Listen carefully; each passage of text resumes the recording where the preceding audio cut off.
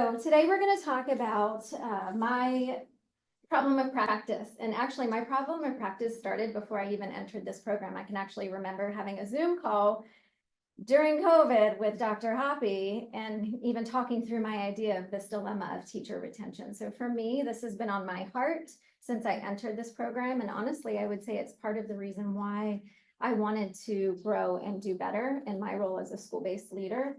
And because I am in the field of education, I'm an educator at my core. I graduated from a College of Education program, Florida State University. So I'm one of those rare breeds that have known what I wanted to do since third grade and became a teacher. So in my mind, I want other educators to want to do this. And I wanted to be able to lend to the field of research that would support that problem of practice that we're seeing, primarily with teacher retention. So my dissertation is adding a new perspective to the concept of teacher retention. It's not a new problem that I'll discuss here in a minute, but the focus of my research study, as you will know, and those of you that have been on my committee, you will know that it is the stayers. I wanted to look, and we'll talk about my journey of why I wanted to shift and look at those that are remaining in the profession and not those that are exiting the profession. Here's an overview of what we'll talk about during our time together today. And I don't need to go through this word for word, but we're basically going to take our entire path, starting with the problem. I'm not really going to touch a whole lot on the literature today because we did that in our proposal defense. You guys have my dissertation. And if you have questions on it, obviously we can revisit that at the end. But for the most part, I want to focus on what was important to me. And it was twofold. It was learning how to be a researcher, and it was the outcomes of the researcher practices that I learned to be. So that's been one of my favorite parts of this journey, is entering this as a true practitioner and learning how to be a researcher along the way. And many of you that are watching this had a huge influence on me developing into that researcher. I've actually always steered clear of the idea of entering post-secondary or higher ed because I was fearful of the research component of doing this full-time or long-term. But I have a little bit of a foundation now that gives me that higher efficacy that maybe I could, do a little more of this down the road. So this is a great quote that I pulled from some of the research. Cochrane Smith is one of the true researchers when talking about teacher retention. And, the teacher shortage, it's in a large part, it's a demand problem, and it can only be solved if we decrease demand by increasing retention. So we have to focus and change our lens. You might look at this and first say, well, wow, 2004, that's outdated research. And I'm not using it as research. I'm using it to prove a point that this is not a new dilemma to us. This is not a new problem of practice. We have gone through cycles of teacher shortages. I think in the last 5 years, we're experiencing a new version of teacher shortages. I think the reasons why we might be in the current version of it is a little bit different. And so that's better for us to understand. But I thought this was important because I think it emphasizes that this is not new territory for us in the educational field. We've been here and we were here before that. We just have to understand how to problem solve our current version of it and add to the research associated there.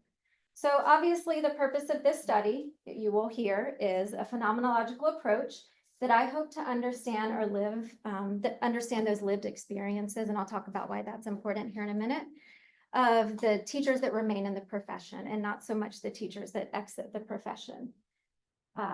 It's significant to us because there is such a vast amount of research that tells us or helps us better understand why teachers are leaving. We know that pay is a problem. We know that compensation is tough for teachers.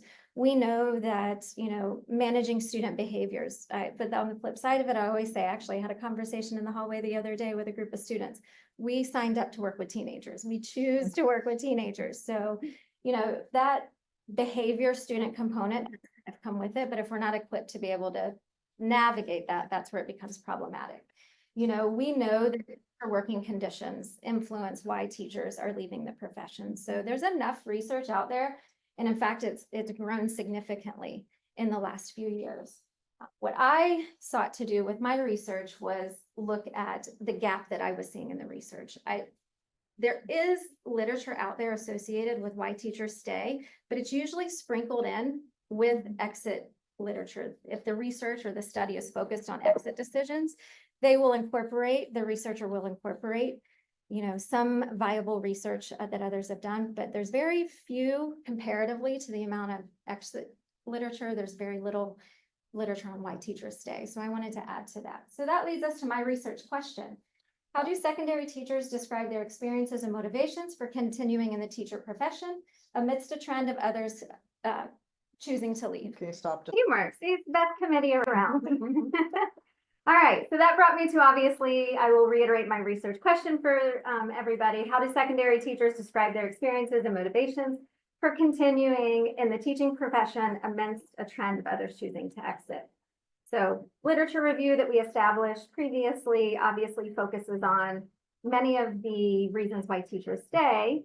And that literature review was most valuable in this part of, I think, my research early on, which was developing my conceptual framework. And my conceptual framework, this is what I created as I was going through the literature, and just as a reminder to my committee, is that the left side is really where the literature focuses on for the reasons why we know teachers are leaving the profession. Obviously, in the middle is that decision-making component. It is affected by a constant supply and demand that was heavily cited in much of the research. Garcia and Weiss, the Learning Policy Institute, these are all contributors to the research around supply and demand. And then that job satisfaction is kind of why we leave or why we stay. What I really love, and I kind of did this unintentionally, but it became powerful just by nature. There's so much white space on the right side of this conceptual framework as where I was at the beginning, because this is where the gap in the literature is. This is, it just kind of happened. I was like, whoa, there's so much white space here, but actually there's a reason why. And that just reemphasized, I think, visually, the gap that was recognized in what I was finding in the research around teacher retention. So where does that take us? That takes us to the good stuff. That takes us to my methodology. And just a little nugget about my methodology as my cohort mates that are on here, they will chuckle because I will say it again, as I was a quant girl all the way. I'm a science teacher. I came into this program. I was going to do an exit survey and do all the things associated with quant. And then I took the intro to qualitative research. And it's like, it almost like breathed life into my thoughts and my thinking. This is where I also at the same time started to shift into that notion of why teachers are staying. That was about halfway through my journey in the program as well. And when I learned more about qualitative research, I just didn't have a good understanding of it. I realized this is where I needed to be. I wanted to learn so much more about what a survey could tell you, what a yes/no question or a rating scale could tell us about why teachers were leaving. And that's where I landed on with phenomenology, is those lived experiences and being able to truly dig deeper into what we can learn and what we can find out. I landed on my research design framework was around transcendental phenomenology that I will kind of elaborate here as I go through my research process, looking for those themes, looking for those essences that emerged from my participants and their own lived experiences. And that was actually a really beautiful thing as they started to overlap with one another as well, and those common experiences. And that was all throughout the research design. The context of my study was actually my own school district. This was also not something that was intentional from the beginning. However, when I started to really realize where could this be impactful, my own school district seemed like an appropriate place. St. Johns County School District in the state of Florida has been in the top performing, if not the top performing school district for the last 12 or 13 years. There is a period of time where I, as a school-based leader, we would get 100, 200 applicants for a high school English position. Those days are long gone. We're lucky if we get 2, 3, 4 qualified applicants for a position. So as I started to experience this my own, it evolved into my research context as well. I was able to get, continuing data. We can see that even our school district, even being a top performing school district, we are not void of this dilemma of teacher shortages. When people were used to be begging to come work in a district like ours, we are now begging teachers to come work in a district like ours. You can see our attrition rate has increased significantly over a 10-year period of time as well. So these ongoing vacancies have plagued school districts, school leadership. That's a financial hardship on schools as well. The hiring process when teachers leave and fill in mid-year, it's the training that comes along with that. So it was important to me to use the teachers in my own school district because I think that there's a relative context here that's valuable. So my participants, I had 5 total participants. I wanted 3 to 5, and I landed on 5. And I'm really glad I did. I was intimidated by that at the beginning. because I knew that that was going to be not just the time component of it, but just as a novice researcher, I was unsure of myself and my abilities to really grasp what I needed to do. But I was really happy that I landed on the 5 because of the range of participants and their lived experiences. Some of them were extremely common with one another, and then some were not common at all. Some, and we'll talk about this a little bit in the limitations, but their ability to be interviewed, as I'm sure many people that have done qualitative research, you know, some are very deep and descriptive and rich in what they talk about, and then some maybe not so much and need a little bit more prodding and probing. So I had a total of 5 participants. I got approval to be able to reach out to school-based administrators, which I think was a great recommendation from my committee, was to start with a school-based administrator to not necessarily nominate, but provide leads for good teachers that they thought would be appropriate for the research that I was doing. And I appreciated that step because then I could reach out to them and describe to them. We did the informed consent process. Obviously, I also asked them to do a quick short participant screener. I didn't have a lot of factors that would have been inclusion criteria or exclusion criteria, but there were some that were critical to, I think, my research question. I did want them to be in the range of 10 to 20 years of teaching, and that emerged from the literature as well, because we know that teachers that are early on, there is already a factor that is an attrition rate, high attrition rate for early teachers. I wanted to really capture the experiences of those that were committed to the profession, existing longer than 10 years. There was a loyalty to the profession. And then the literature will also tell us sometimes later stage teachers, it is that finish line that they're kind of staying for. And I wanted to, again, exclude that from my participants. Would you add, there is somebody here too? Yeah, you're the host, Oh, so. sorry. Oh, Marlene. It's okay. Yeah, thank you. All right, and then I was happy that I ended up with a range. I used secondary for obvious reasons. I thought maybe that the elementary experiences would be too different from the secondary, and I really wanted to have a homogeneous group of teachers in that aspect. And then I will also reiterate here that I had, as was reported in my dissertation, there was a range of demographics of the schools that they were in. And I was happy that it ended up that way as well, so that I didn't have just all students in one area or one socioeconomic demographic setting, that I had a range of experiences for my participants. That may be, there we go. So I used Seidman's open-ended 3 interview process for interviewing. Again, this was going to be intimidating to me as a researcher early on. That's a lot of interviewing. That's a lot of text to analyze and go through. And I really wanted to do it, with fidelity. The first interview, after contacting my participants and going through kind of some introductions, we established that I would do interviews. Most of them wanted to meet in person, and I was grateful for that because I think that there's a human component to qualitative research that is evidenced in the conversations that we were able to have. I used Otter AI, which was a recording app to be able to record and then export and transcribe, which I found that to be extremely valuable. That was helpful to me to also know that I could give my participants my full attention, and I wasn't really stressing capturing what they were saying. I had a device that was able to do that, and so that I could re-listen to it down the road. And then, so the 3 interviews that we were able to do were spanned over 2 to 3 weeks. Most of them were in June and July of this year. All of them were in person except 2. We ended up, for logistical reasons, had to do via Zoom. And they were later in the process, so we had already created that relationship and we had created that rapport and that trust that I think was important. With Seidman's interview protocol, we know that we focused on kind of what were the early on teaching experiences, what led you to becoming a teacher, and then that second interview focused on kind of where you are in teaching right now, your current, maybe the last future 5 years, and then the last interview focused on kind of where do you see teaching in 5 years? How do you identify as a teacher in 5, 7, 8 years? So, all right. So then that leads us into, after we captured all of that data, the fun stuff, the analyzing, the really getting into what was I going to be finding from my participants. This was another intimidating part of this process for me because I had to first learn and understand the layers of phenomenology to do it justice. And I actually think that my participant interviews taught me more about phenomenology than maybe even some of the text leading up to researching about how to do phenomenology. That was something that I thought was really critical to my process. I learned so much about my methods through my method, if that makes sense. And so EPIK is something that we started doing very early on. I started doing very early on, initially with obviously my researcher's stance or my subjectivity statement. But then I continued that bias, EPIK. I continued with my journaling.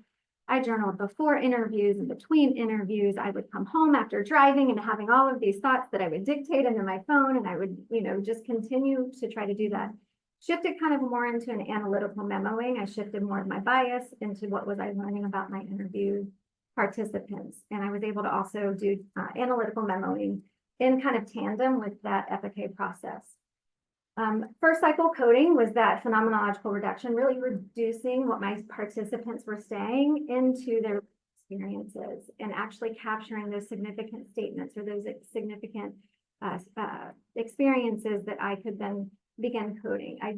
My first cycle coding was just a cold read through all of my transcripts, which was time consuming, but I think it was very important to just set aside any annotating and just absorb what my participants were saying, void of, dialogue of a conversation and being in the moment. And then the last stage that we'll talk about, and that was the beauty of all of this, which was the emergence of my essences and what was I learning from what they were saying. To give you guys an example of maybe some of where I landed with my coding, my first cycle coding, going into this, if you remember from my proposal, I was thinking that I could do some values coding, in vivo, descriptive, causation coding. It was recommended to kind of do an eclectic version of it. So with the eclectic coding, I was able to use both in vivo and the descriptive code. And I feel like these two worked really, they formed a good relationship with what I was learning from my participants. And I feel like it was an appropriate research analysis process. So as I would go through line by line, I would basically just pull out those in vivo codes. I would pull out those word for word, just significant statements that I thought had value or impact. And then the second time I read through, still part of first cycle coding, but I took all of those in vivo codes and I attached a descriptive code to those in vivo codes. And then that would obviously build up into certain categories and I would start to see patterns.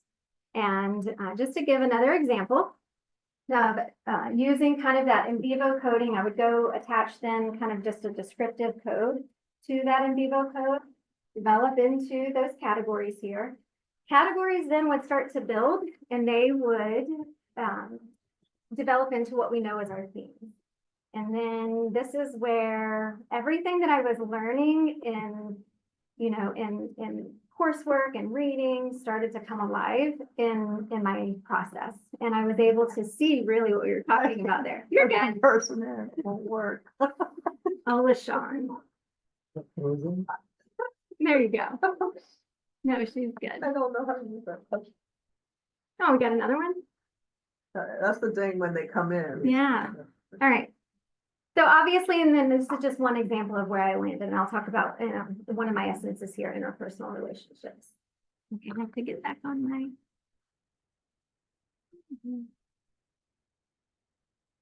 There we go. So I still brought in the science person in me a little bit because here's where my science brain came into. I thought, I'm going to do the note cards and I'm going to have physical note cards and my dining room's going to look like a mess and they're going to be everywhere, but that was just very overwhelming to me and I could not handle that. So I went to what I know best and I began to just take all of my in vivo codes and put them in one spreadsheet. And then I attached descriptive codes to those.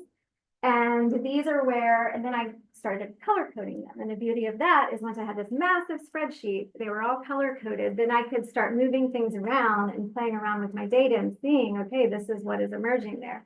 This spreadsheet is actually, I forget how many columns wide it is. So this is just one example of just, where I kind of landed on that. I was really also, because I wanted, when I did my dissertation writing, when I did my chapter 4, I wanted to be able to draw out some of those longer narratives and really bring life to some of my participant responses. So I made sure that I reminded myself who said what and where I could go find that in the text to be able to discuss that in my chapter 4, because I thought that was really important. So this is just to give kind of a visual of where my headspace was with the coding process. And it really started to come together and breathe life into this. So these would be my descriptive codes that built into my categories, that then built into themes, and then, you know, the multiple themes would group together for what I felt like the true essences of what my participants were saying to me. That imaginative variation process that's in Transcendental Phenomenology with Mistakis' work really focuses on the what was said and the interpretation of what was said as well. So this is that textual description, just kind of giving my participants, my readers, an example. There are tables and tables of rich text descriptions and structural descriptions, and being able to really do that nomadic process. And I always say it wrong, but the noesis process, noesis, I don't know, help me out, Dr. Mara, on that one. I don't always say it correctly. And then here's where we eventually landed. And this is what is the most important part of, I think, my entire process. And this is what I get most excited about, is what did we learn about why teachers are saying, reading back to that research question, which was just constantly guiding me.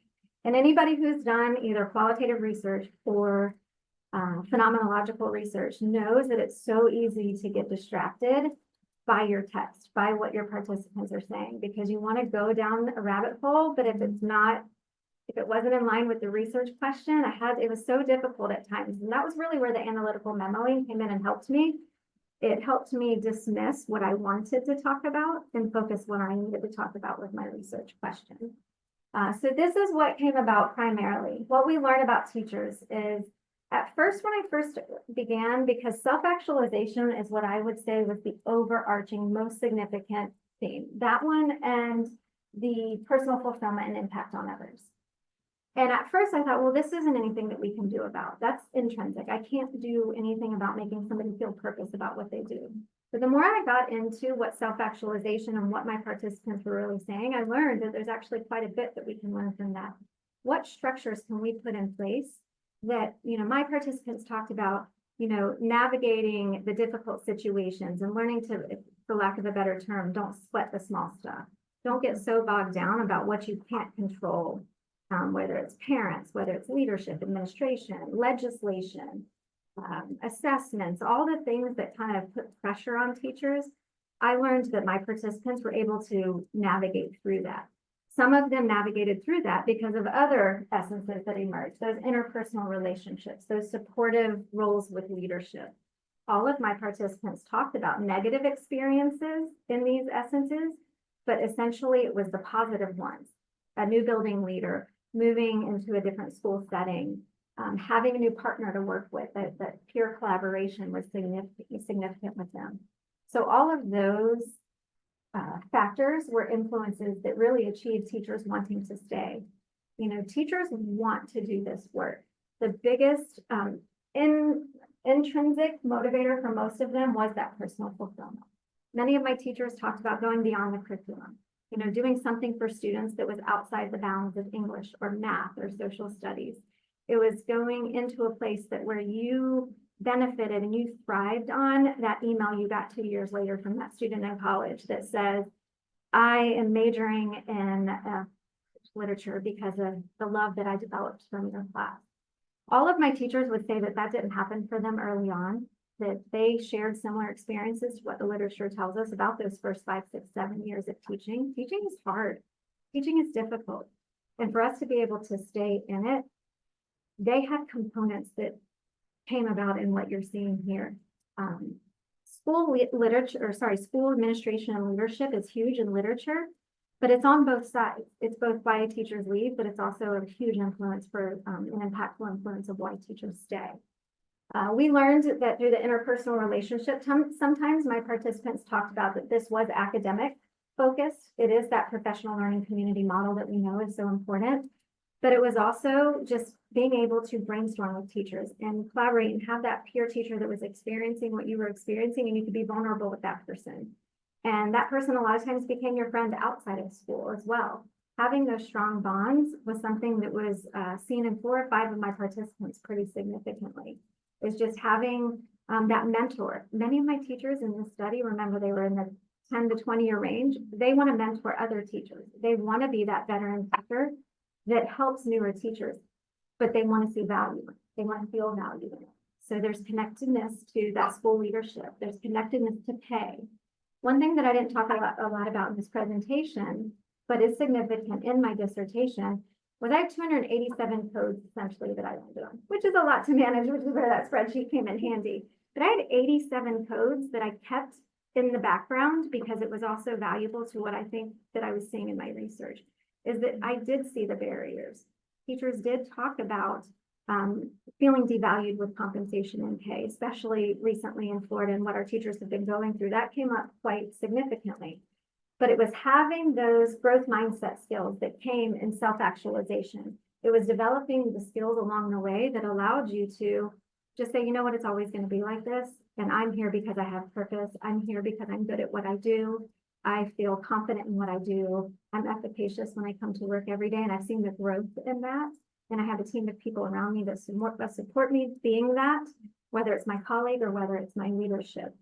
So at first I thought, well, man, there's not a lot here that we can do anything about. But when you really start to process it and unlayer it, what can we do to be able to support teachers and make them get to that self-actualization, get to where they don't get bogged down in the stuff, the daily stuff that all of us don't love about a lot of the work that we do. If I'm transitioning into the limitations, phenomenology is always going to have limitations to it because it is qualitative in nature. It is not generalizable as maybe some of the quantitative research that I could have probably done. Obviously, I would love to see where maybe I could further this research into other school districts, maybe broadening it into the state of Florida in general. I think there's a valuable component to maybe what private school settings and charter school settings could have different experiences than maybe the teachers could. And so that would be kind of where your limitations become your next steps at the same time and what you learn from it. I do think that there's some limitations maybe in the interviews as well. I would love to be able to go and do a focus group with a group of teachers after. If this were a longer research study or maybe an extension of a study, I would love to take either this group of teachers or another group of teachers and maybe develop focus groups and maybe do that from different school districts as well. I think especially in this First Coast area, we are so trans county, you know, we flow back and forth between the 5 counties kind of that border each other. The participants, there were some limitations with that, as I briefly mentioned in the beginning. There were some of my participations, and I really highlighted Elizabeth, and I really highlighted Michelle in my chapter 4, because they had such rich descriptions and such detail that I wanted to kind of tap into what they were saying and what they were telling us. A couple of my participants were probably a little bit more basic in nature with some of their responses, required a little bit more probing from me. Limitations probably in just kind of the overall interview process with certain participants. Obviously, my personal bias, as much as I tried to get as much of it out as I could, or at least know that it was there or recognize that it was there. I am a school leader and I am an educator to my core. You know, I am almost in an environment where I hear this all day long. I hear with teachers all day long. I work with other school-based leaders, both at the local level and the state level. So it was difficult at times, especially when I wasn't seeing what I thought I would see in my research, to suppress that and not chase after it. And I think that that was important to do as well. The last little bit before I close with you guys today is just where I've taken my conceptual framework. And if you look, the conceptual framework looks a little bit different here because now the right side naturally doesn't have as much white space. Now I know that I'm just one research study, but maybe it's a research study that triggers future research. Maybe it leads to some sort of publication that hopefully, and not that I would want this research to necessarily be, you know, some sort of concrete foundational, but I want it to contribute to the practitioner side of things. I want to know that as school leaders, we have a problem. And if we don't learn what we can do and maybe change what we've always done, getting those same results, I think that there's some significant takeaways that we can do with that, especially in helping teachers become the best version of themselves. Because if I learned anything from this, it was that is what teachers want to do. Teachers want to do this work. They want a job that they feel valued and have purpose in. They just need the structures in place and the support to help them achieve that. And that was kind of where that self-actualization came in. You know, how can I teach teachers to have a growth mindset? What does that mean to teachers? Is that something that is learned? Is that something that can be workshopped with them? which actually brings me to professional development. There's something that was not existent in my research that actually was heavily cited in some of the literature leading up to it. Professional learning never actually came up with my participants, which was unique because I have such a heart for professional learning.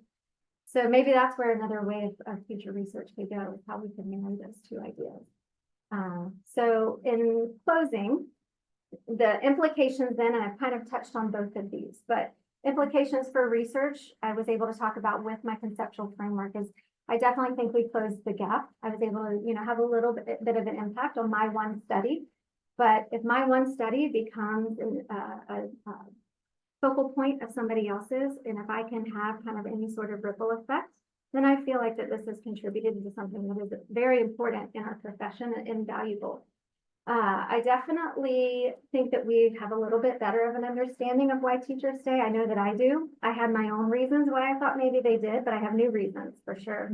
And maybe what I thought was a problem or a factor. And one of those examples would be compensation or pay. Like I came into my study going, oh, I'm going to hear so much about pay and compensation. And while I did, it didn't really come up until middle interview towards the end that it was actually a barrier or a frustration. But again, teachers have powered through it. They've realized, I'm always going to make this. And maybe for some of them, that's where those lifestyle factors. I didn't really touch on lifestyle, but that was that retirement, the job security. That is, having time where you can have vacations with your own children. There are benefits to that. And I had 2 male teachers, and that was valuable to them as well. And sometimes we might think that that's only valuable to the females, but my male teachers, they were in this profession because they wanted their children to go to the schools that they taught at, and that was valuable to them. The last part is the part that I think is the most important, is what does that mean for us as practitioners? The research is valuable and the research is important, but it's doing the work every day. It is what can our school-based leaders, what can our district and state level leaders take away from this? And I think that is starting the conversations around what we can do to help teachers achieve what those teachers in my research study have said. But the biggest thing, and I wasn't really ready for this, is not the impact that it would have on school leaders, but the impact that it would have on other teachers. I hope that my research would be something that other teachers would see that they're not alone in their experiences, and that they would see that, okay, this is important, this is valuable, and here are some things that maybe even I as a teacher need to change about myself to change my job satisfaction. Maybe I do need to broaden my collaboration with others, or maybe I do need to be more assertive with my leadership and demand for decision making. Maybe if I am thinking that what I am going to be taught is going to be taken away from me, then I need to speak up and I need to say, no, if you take away, which was significant for all of mine, that teacher autonomy, what I teach is important to me. If I'm going to have to go to teaching all 9th graders next year, I'm out, I'm done. And so those kinds of things, I think we take for granted as leaders, but I also think as teachers, it helps them know that their voice matters in this process. And so with that, I'm done. Very good. Thank you.